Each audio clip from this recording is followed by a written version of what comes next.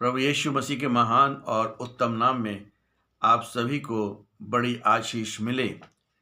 आज का जो मेरा टॉपिक है वो है फिलेमोन की पुस्तक, जिसमें सिर्फ एक ही अध्याय है और ये अध्याय जो है व्यक्तिगत है और बहुत ही आत्मिक पत्र जो पौलुस ने फिलेमोन को लिखा। कुलुस्सियों एक शहर था और पौलुस ने कुलुस्सी चर्च की स्थापना नहीं की थी। एफ्रास ने जो पौलुस से सुसमाचार सुना था और उसने कुलुस्सियों की कलीसिया का निर्माण किया और पौलुस कभी भी कुलुस्सी नहीं गया और कुलुस्सियों के नाम की इस पत्री के साथ उसने यह पत्र उसी के साथ अलग से फिलेमोन के पास भेज दिया। 60 से 61 एडी में पौलुस ने लिखा और पौलुस का पत्राचार का ये श्रेष्ठ नमूना था। हम देखते हैं कि ये एक विनय पत्र था। कुलुस्सी की कलीसिया फिलेमोन के घर पर चलती थी। बहन अफिफिया यानी कि फिलेमोन की पत्नी और अर्खिपुस उसका बेटा था और फिलेमोन जो था वो उस पूरे जगह का मालिक था और बड़ा ही वेल्दी मनुष्य था और उसको काफ़ी उसके पास पैसा रुपया था और वो अपने ही घर के अंदर कलीसिया को चलाता था और उनेसिमुस जो था वो उसका गुलाम था। उनेसिमुस जो एक गुलाम था जो फिलेमोन के घर से भागा हुआ, उस समय भागे हुए कैदी को अगर पकड़ में आ जाए तो बहुत बड़ी सजा मिलती थी, जैसे शेरों की मांद में डालना, लोहे की कुर्सी के नीचे आग जलाकर व्यक्ति को ऊपर बैठा देना। अगर मालिक किसी गुलाम को जान से भी मार दे तो मालिक के ऊपर कोई भी कोर्ट केस या नहीं चलता था, क्योंकि रोमन्स का ऐसा ही नियम और प्रावधान था। उनेसिमुस जो था वो रोम को भाग गया। वहाँ उसकी मुलाकात पौलुस से हो गई और वह एक मसीही बन गया। उसने प्रभु यीशु मसीह को अपना उद्धारकर्ता के रूप में ग्रहण किया।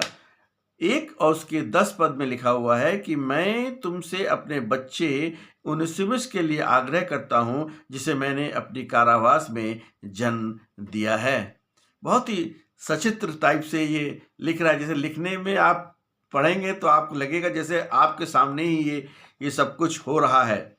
संबंध बिल्कुल बदल गया।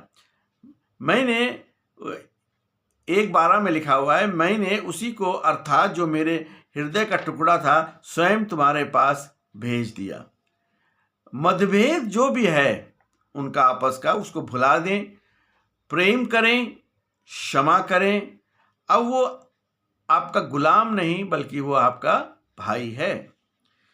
4 से 7 पद में लिखा हुआ है कि फिलेमोन की भलाई के लिए परमेश्वर का धन्यवाद करता है।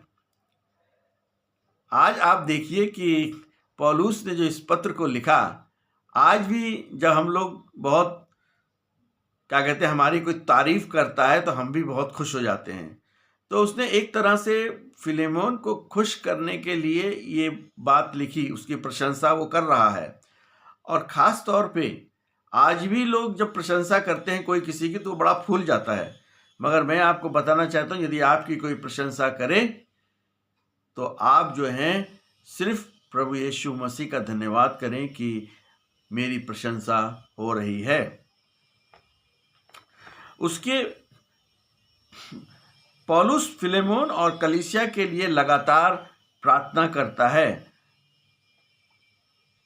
उसमें उनेसिमुस और फिलेमोन एकता में रहें, इसके लिए वो लगातार प्रार्थना करता रहा। और ये बात बहुत ही सचित्र है कि हमें भी जो है इसी प्रकार से, अगर कभी हमारे पास कोई ऐसी बात होती है तो इसी प्रकार से एक अच्छा पत्र हम अपने किसी मित्र, अपने किसी भाई को भी लिख सकते हैं। वर्ष 8 और 14 में जो है पौलुस अपने को वृद्ध बताता है कि फिलेमोन उस पर जो है दया करे। उसका कहते हैं ना कि उसका जो दिल है वो पसीज जाए, क्योंकि उसने वृद्ध शब्द का इस्तेमाल किया। और उनेसिमुस पर फिलेमोन जो है वो दया करे।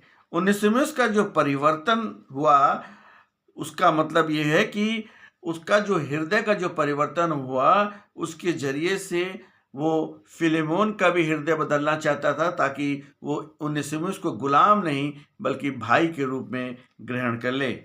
उसे क्षमा करने को वो कहता है। और पौलुस जो था वो उनेसिमुस का आत्मिक पिता था।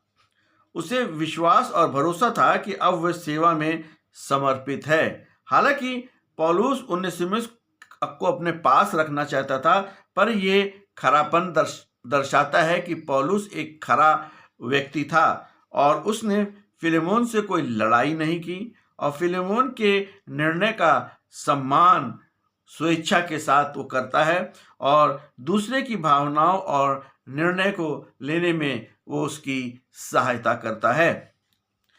15 से 21 पद में लिखा हुआ है कि इसलिए उनेसिमुस अलग हुआ ताकि वह तेरे पास सदा रहे और सभी के रूप में ग्रहण करना, यानी कि संगी के रूप में, यानी कि भाई के रूप में उसको ग्रहण करना। दोषों को माफ करना जिम्मेदारी उसने ली। जो भी खर्च इसके लेने में होगा वो मैं भर दूंगा। बड़ी नाजुक परिस्थिति थी और उसमें पौलुस ने बड़ी चतुराई के साथ वो बात करता है और उसने उसका हल भी निकाला। आजकल का समय नहीं था कि फोन और वीडियो पर बात कर लें। वह दोनों दूर थे और जो कुछ मैं कहूँ उसे तू पूरा करेगा, ये उसका एक बड़ा ही जबरदस्त कार्य था जो कि फिलेमोन ने उनेसिमुस के लिए किया।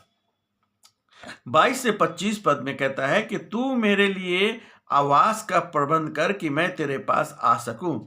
आपसी संबंध को फिलेमोन के साथ वो स्थापित कर रहा है। हालांकि वो कभी भी कुलस्सी नहीं गया, मगर फिर भी वो एक आत्मिक संबंध जो है वो उसके साथ स्थापित कर रहा है। चुनौतियां बहुत थी। उनेसिमुस को स्वीकार करना था, एक भाई के रूप में स्वीकार करना था, क्योंकि उनेसिमुस पहले गुलाम था। क्षमा करना शायद ये आसान नहीं था, मगर फिर भी पौलुस के लिखने के द्वारा फिलेमोन ने जो है वो उनेसिमुस को माफ कर दिया। एक बड़ी चुनौती थी एकता के लिए कि उनमें और कलीसिया में एक एकता बन जाए।